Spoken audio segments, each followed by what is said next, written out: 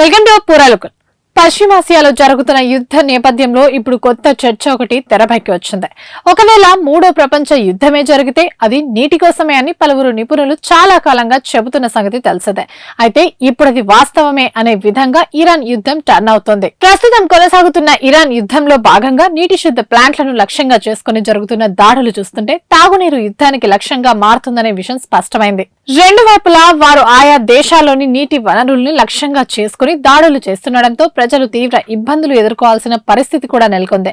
Gulf దేశాల బలం చమురైతే బలహీనత నీరు. ఇరాన్ అమెరికా యుద్ధం గల్ఫ్ దేశ దుర్బలత్వాన్ని బయటపెట్టింది. ఎడారి వాతావరణం ఉన్న గల్ఫ్ దేశాల్లో నీటి కొరత చాలా స్పష్టంగా కనిపిస్తోంది.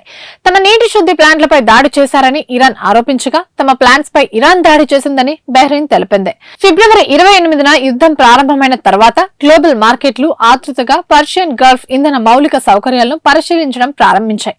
అయితే యుద్ధం తీవ్రతరం అవుతున్న కొద్దీ రెండు ప్రాంతాల్లో దుర్బలమైన తాగునీటి అంశం అతిపెద్ద సమస్యగా ఉద్భవించింది. దీంతో రెండు వైపులా వారు ఆయా దేశాల్లోని నీటి వనరుల్ని లక్ష్యంగా చేసుకుంటున్నారు. గల్ఫ్ దేశాల్లో తాగునీటి కొరత అత్యంత తీవ్రంగా ఉంది. పశ్చిమాసియాలో మంచినీటి కొరత కారణంగా ఉప్పు శాతం ఎక్కువగా ఉన్న నీటిని శుద్ధి చేసి మంచినీటిగా మార్చేందుకు నీటి శుద్ధి ప్లాంట్లను ఉప్పు నీటిని తాగునీటిగా మార్చే యంత్రాలు ఆయా దేశాలు విస్తృతంగా ఏర్పాటు చేసుకున్నాయి. దీంతో ప్రపంచంలోని 60% నీటి శుద్ధి యూనిట్లు ఈ ప్రాంతంలోనే ఉన్నాయి.